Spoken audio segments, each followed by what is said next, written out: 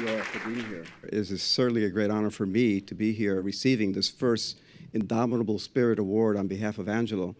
And it's an amazing award even to consider the fact that it really captures what Angelo was. He was an indomitable spirit.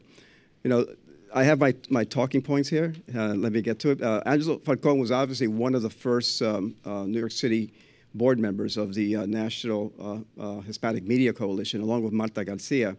But for me, he was simply my long-term brother. We go back to high school.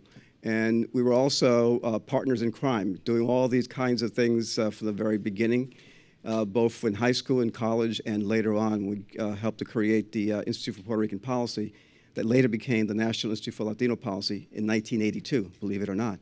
We worked with a TRS-80 computer, one of those things that had cassette drives, and that we did our first report using that computer.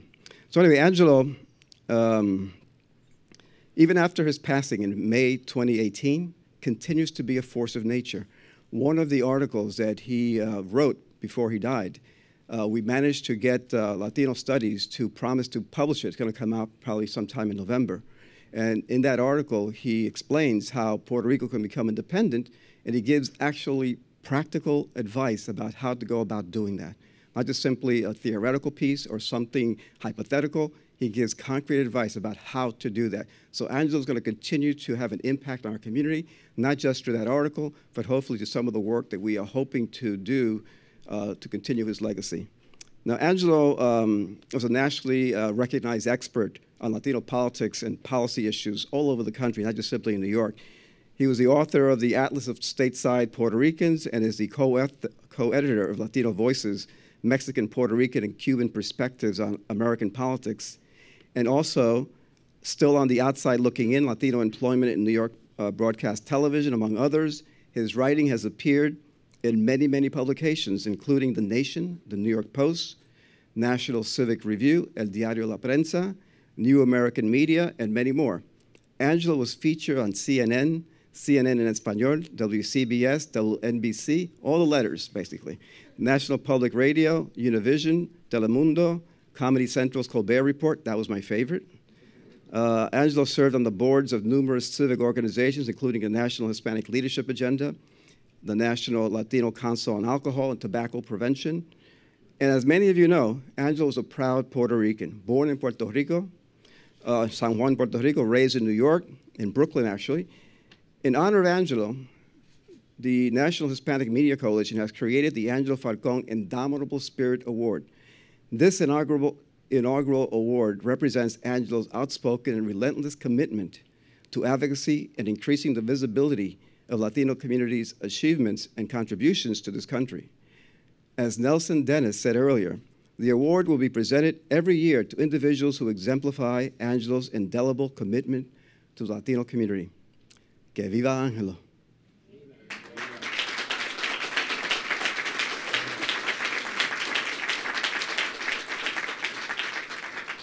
Here to accept this award on behalf of our Angelo are his siblings, Yvette Grau and Andy Falcón. Nobody makes it from my ends. I had to bust up the silence. You know you gotta stick by me. Soon as you see the text, reply me. I don't want to spend time fighting. Thank you. Yeah. There you go. Hi, I just want to say a few words. I didn't know what to say, but Alex spoke to me from California while I was sitting on my balcony in New Jersey, and he told me, speak from my heart. So I want to say thank you, and it's an honor to accept this award on behalf of my wonderful brother, Angelo Falcon. Besides being a caring and loving brother, Angelo was my guide, my rock, and he helped me move forward in my life. He always made time for everyone and still had time for my family. He was the master of juggling his time, and everyone knows he always made time for everyone. Once he called me and said, hey, Fea, do you mind if we meet another time? Because I have to see Myra, or I have to see the Boricuas Film Club. And I say, okay. But deep down, I was so jealous of these people who want to take his time. But I grew up with Angelo, and he had time for everyone. He juggled, and he made everyone feel comfortable. So I was raised with Angelo, and I knew I could share him with everyone. I knew he was still there for my daughter, Savannah Rose. She's 14 now. And he was there from her first life, like her first year. He came, made time, and came to see us every month for the first year and took videos. As everybody, most people know, he did a lot of videos. And he made a movie of it, and he put it on his YouTube page. And I'm very proud. He was very proud of her. He goes, the last conversation we had with him, he said, wow, Savannah's really growing up. She's 14, and she has such a great, we had such a great conversation. And he was really impressed how she matured and she's changing. And he made a big impression on my daughter and my family and my husband. He was loved by everyone. I wasn't on part of the political side, but he was a loving brother and family member. So he'll be truly missed. I love you, Angelo, and I'll always be with you in spirit and soul. And I thank you for this wonderful award. And let me introduce you to his little brother, Andy. Thank you, everyone. Thank you. I was told I have 2 minutes to talk, but when you try to talk about someone whose lifetime achievement spans decades, it's kind of hard to cram them into a couple of minutes, but we'll give it a shot. When I think of the media and my brother, I always remember all the time he was on the local news outlets like New York 1, ABC, etc. And I remember friends and family members would either call me or the next day see me at work and say, hey, we saw Angelo on TV last night. So for me and the family, we got a real big kick out of it, especially my late father.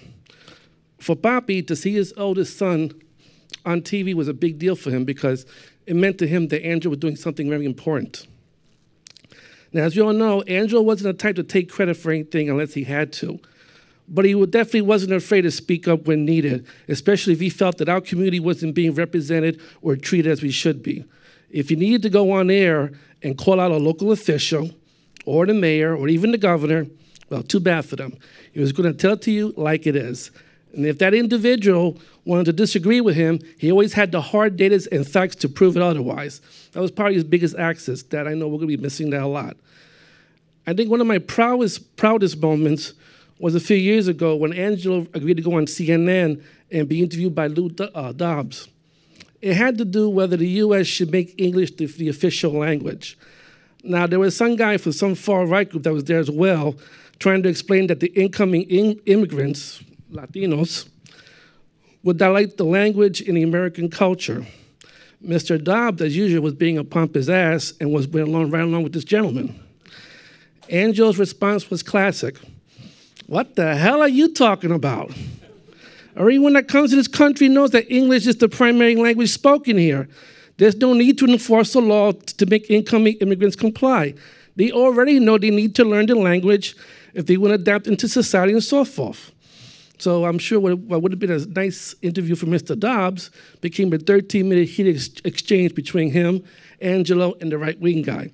And as the segment was ending, I could hear Angelo in the background saying, what nonsense. And if I recall correctly, Angelo did launch a campaign against Dobbs because he felt Mr. Dobbs was discriminating against the Latino community. And it turns out a few months later, Mr. Dobbs did resign for CNN. So what's that tell you? You never mess with a well-informed Puerto Rican from Williamsburg. Anyway, I want to thank the Coalition for creating this prestigious award in honor of Angelo. So most were wondering how we're going to continue on with his legacy. So I think this is a very good start. So thank you all, and God bless.